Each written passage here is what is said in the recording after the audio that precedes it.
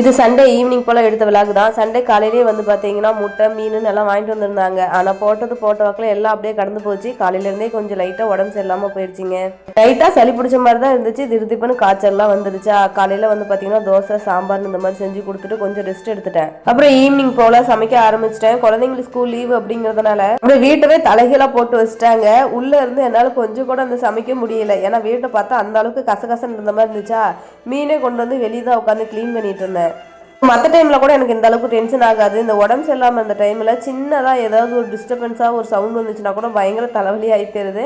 அது இல்லாமல் இந்த க்ளீனிங் ஒர்க்கெலாம் அந்த டைமில் ரொம்ப கஷ்டமாக இருக்குது. மற்ற டைமில் இருந்தால் கூட பரவாயில்ல. இந்த உடம்பு சரியில்லாமல் இருக்கிற டைமில் கொஞ்சம் வீட்டில் இருக்கிற திங்ஸ்லாம் கிளஞ்சிருந்தாவே பார்த்தா பயங்கர டென்ஷன் ஆகிடுது. இதில் வேறு குடும்பத்தில் ஒருத்தருக்கு உடம்பு சரியில்லாமலாம் போகிறதில்ல. எப்போ வந்தாலும் அது கூட்டாக வந்து பார்த்தீங்கன்னா 2 பேர் இல்லை 3 பேர்த்துக்கு சேர்ந்து வந்துடுது.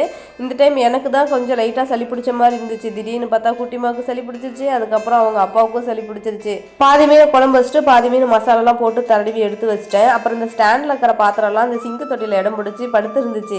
சரி அதுவும் வந்து கையோட விளக்கிடலான்னு சொல்லி போல் விடாமல் எடுத்து போட்டு விளக்கிட்டு அந்த ஸ்டாண்டெல்லாம் எடுத்து எந்தெந்த பொருள் எங்கெங்கே வைக்கணுமே எல்லாம் வச்சு முடிச்சுட்டு அதுக்கப்புறம் அந்த மசாலா தடவை மீனையும் வந்து பொரிச்சிட்டேங்க. உடம்பு சரியில்லாமல் இருக்கிற டைம் எல்லாம் அந்த கிச்சனுக்கு வரவே பிடிக்காது. யாராவது சமைச்சு கொடுத்தா கொஞ்சம் அப்படியே சாப்பிடலாம். இல்லை சாப்பிட்னாலும் பரவாயில்ல, அப்படியே கொஞ்சம் படுத்து ரெஸ்ட் எடுக்கலாம். நமக்கு யாரும் வேலை வைக்காமல் இருந்தால் போதும்னு தோணும்.